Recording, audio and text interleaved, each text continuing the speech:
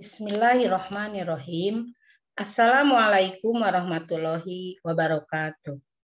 Pada kesempatan hari ini, Ibu akan menjelaskan cara mudah membuat hipotesis, skripsi, tesis, dan disertasi. Ya, mari kita lihat apa istilahnya layar selanjutnya. Nah, hipotesis ini asal katanya dari kata hipo dan tesis. Hipo adalah kurang dari, sedangkan tesis berarti pendapat. Jadi kalau dilihat dari asal katanya adalah pendapat yang kurang dari, kan gitu. Jadi hipotesis adalah suatu pendapat atau kesimpulan yang masih kurang atau sementara, belum final ya, atau simpulan sementara. Jadi kenapa harus dari pengertiannya dulu?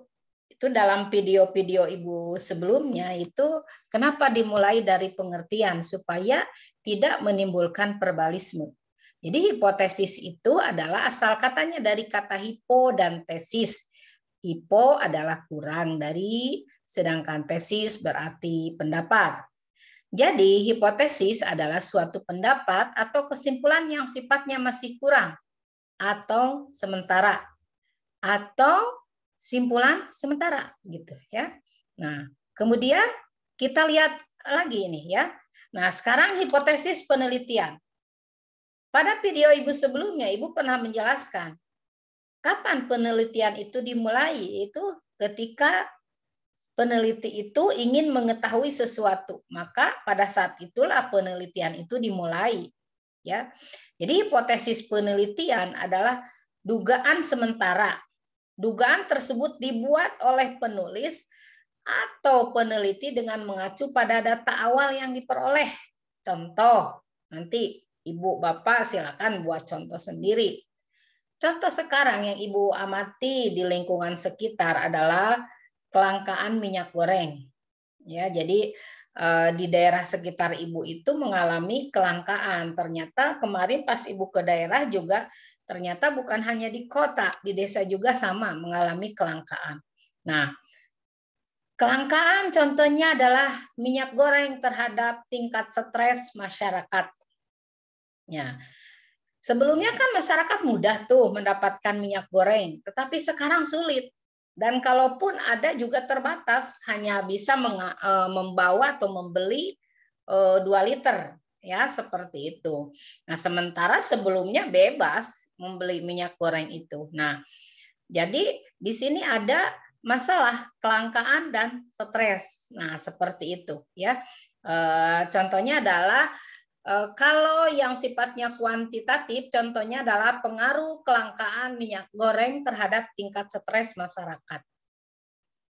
Nah, hipotesisnya apa? Hipotesisnya tadi pengaruh kelangkaan minyak goreng terhadap tingkat stres masyarakatnya.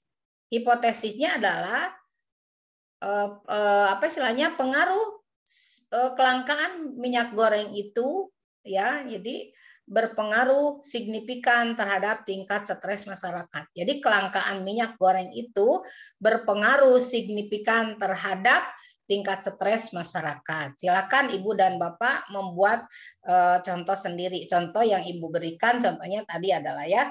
Jadi kelangkaan minyak goreng berpengaruh signifikan terhadap tingkat stres masyarakat. Bagaimana masyarakat tidak stres? Yang semula mudah didapat, sekarang sulit didapat. Sementara rata-rata per rumah tangga itu adalah hampir setiap hari itu menggunakan minyak goreng. Yang otomatis kebutuhan akan minyak goreng itu sangatlah penting seperti itu ya.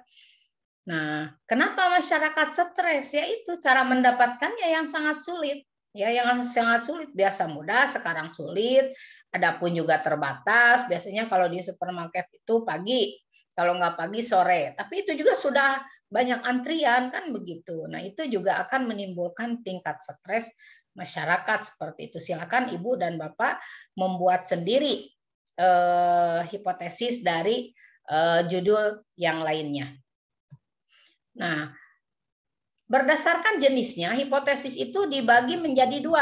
satu hipotesis kerja atau disebut juga hipotesis alternatif.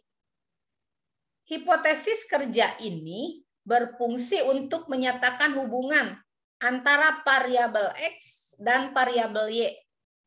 Bisa juga menunjukkan adanya perbedaan antara dua kelompok.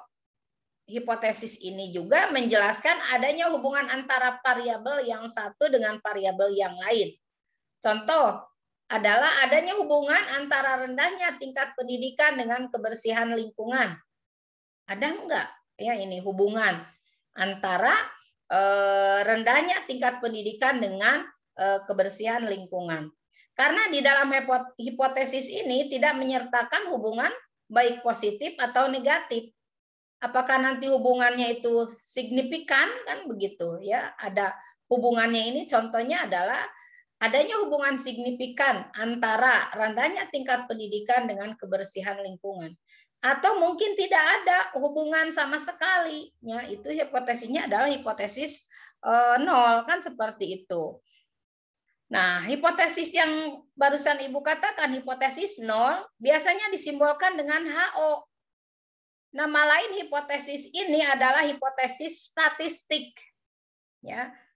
Nah, karena sering dipakai dalam penelitian kuantitatif yang membutuhkan perhitungan statistik. Kebalikannya dengan hipotesis hipotesis HO menerangkan tidak ada hubungan. Kalau tadi mah kan yang di atas ada hubungan, kalau ini tidak ada hubungan. Tidak ada hubungan atau pengaruh, ya kalau judulnya pengaruh berarti pengaruh, kalau hubungan hubungan. Tidak ada hubungan atau pengaruh antara variabel satu dengan variabel yang lain. Contohnya adalah tidak ada hubungan antara rendahnya tingkat pendidikan dengan kebersihan lingkungan. Ini tidak ada ya. Tidak terketik. Jadi kalau HO ini tidak ada hubungan antara rendahnya tingkat pendidikan dengan kebersihan lingkungan. Ya, jadi tidak di sini ya, pakai tidak di sini. Tidak ada hubungan ya.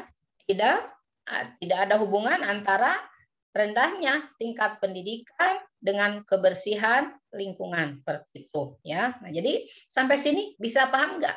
Jadi hipotesis itu berdasarkan jenisnya ada dua, hipotesis kerja atau disebut juga hipotesis alternatif dan yang kedua hipotesis nol. Contoh untuk hipotesis kerja adalah ada hubungan antara rendahnya tingkat pendidikan dengan kebersihan lingkungan. Kan seperti itu. Atau contoh yang awal yang Ibu berikan tadi, ya, ada hubungan antara kelangkaan minyak goreng dengan tingkat stres masyarakat, gitu ya. Nah, sebaliknya dari hipotesis nol ini adalah sebaliknya dari hipotesis kerja adalah hipotesis nol. Kalau hipotesis kerja itu menyatakan adanya hubungan, tapi kalau hipotesis nol adalah tidak ada hubungan. Contohnya adalah tidak ada hubungan antara rendahnya tingkat pendidikan dengan kebersihan lingkungan. Gitu ya. Jadi kebalikan dari hipotesis kerja, gitu ya.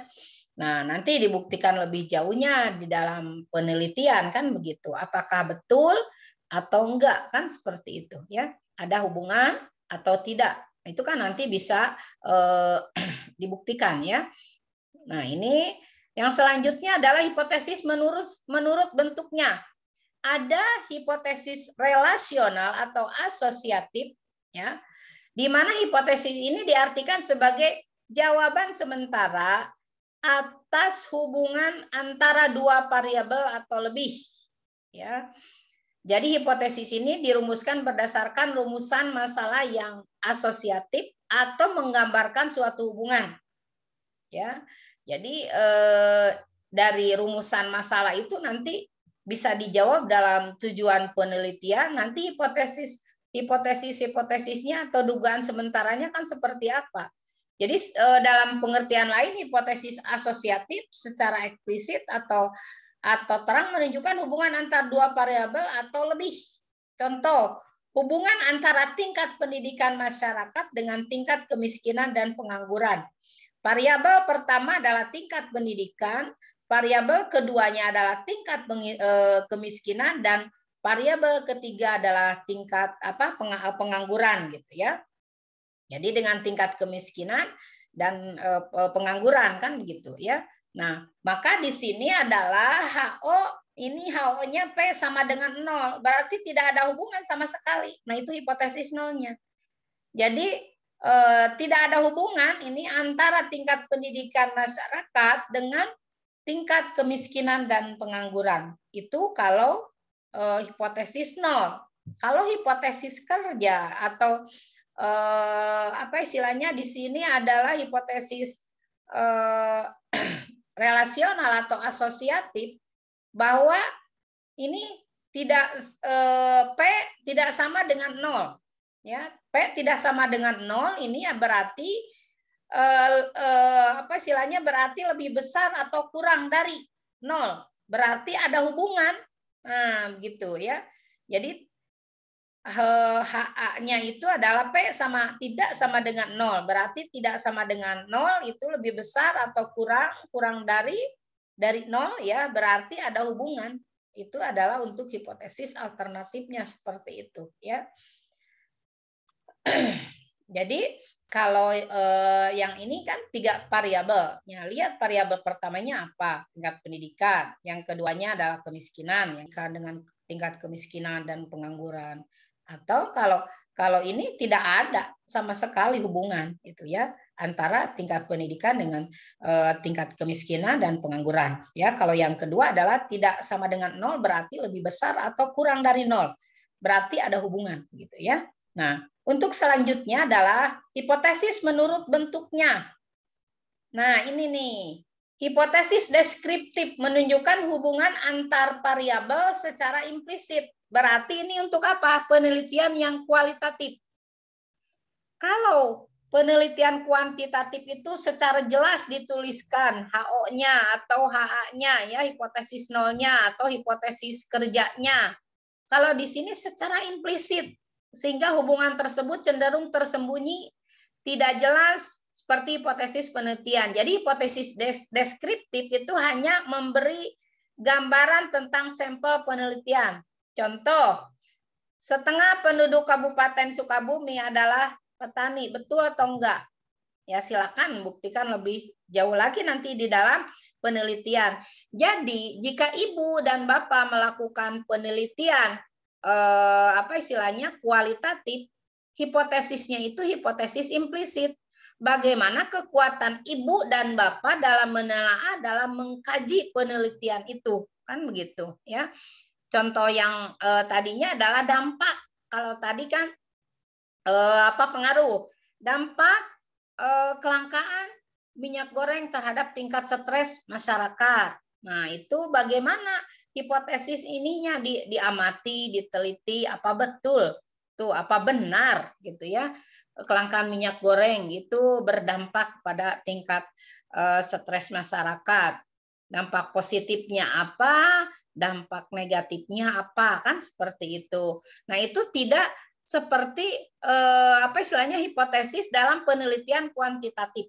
Kuantitatif itu HO-nya ada apa istilahnya ada hubungan, contohnya ya tidak ada hubungan. Kalau HA-nya ada hubungan, contohnya. Atau kalau pengaruh, contohnya tidak ada pengaruh, ya hipotesis nolnya.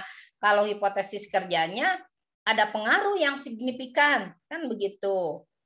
Ada pengaruh signifikan antara apa? Silahkan bebas, ibu dan bapak bisa membuatnya sendiri.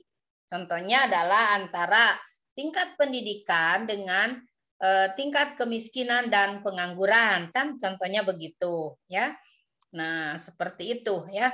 Jadi harus hati-hati juga ini masalah hipotesis, harus dibedakan penelitiannya, apakah penelitiannya itu kualitatif atau penelitiannya itu adalah kuantitatif. Jadi kalau yang kualitatif itu hipotesisnya adalah hipotesisnya yang tersembunyi, yang implisit. Bagaimana kekuatan menganalisis, kekuatan menelaah, ya apa yang sedang ibu kaji, sedang ibu teliti, sedang bapak teliti, kan seperti itu. Atau yang sedang diangkat ke permukaan permasalahan tersebut.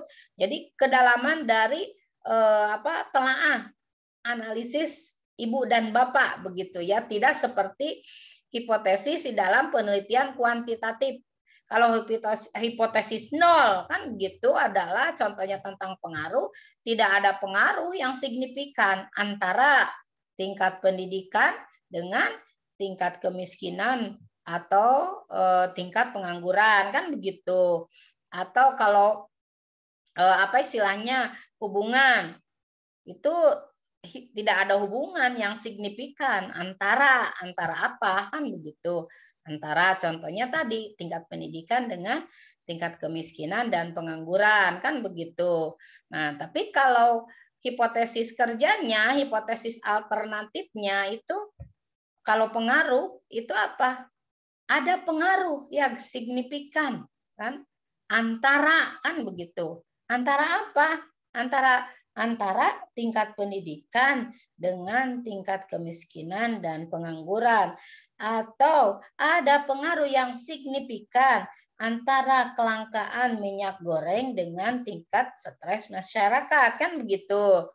Nah, seperti itu ya kalau hipotesisnya hipotesis apa istilahnya kualitatif kan gitu. Tapi kalau hubungan berarti kalau di sini kalau menggunakan apa hipotesis kerja ada hubungan yang signifikan antara tingkat pendidikan dengan tingkat kemiskinan dan pengangguran kan begitu.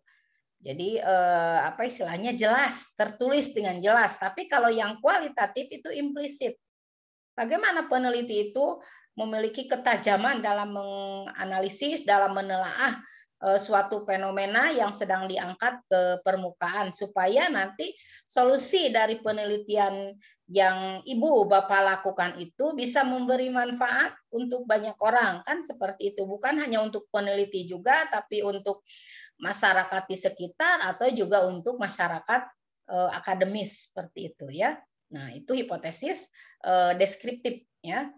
Kemudian hipotesis menurut bentuknya. Satu, hipotesis komparatif. Hipotesis komparatif adalah dugaan tentatif dari rumusan masalah yang komparatif. Ya, artinya variabelnya sama, hanya saja populasi sampel atau keadaan yang berbeda. Contoh, pengaruh gadget terhadap prestasi belajar siswa di SMA dengan di MA. Apakah pengaruhnya itu sama atau enggak? Karena di sini adalah populasinya beda. Itu antara SMA dengan MA. SMA mana silakan, MA mana silakan ya. Ini hanya contoh saja.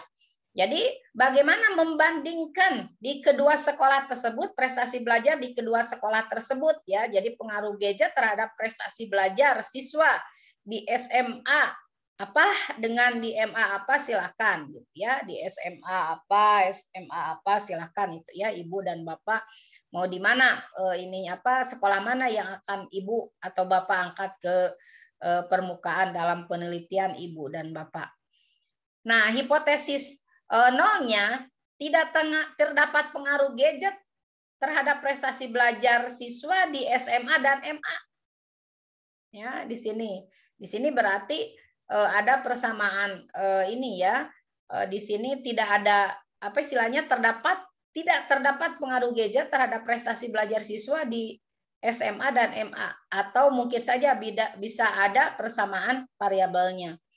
Untuk hipotesis nol, contohnya adalah contoh lain lagi pengaruh gadget ini terhadap prestasi belajar siswa di SMA lebih atau sama dengan ya di mana di madrasah aliyah di MA, atau lebih besar atau sama dengan paling sedikit begitu ya.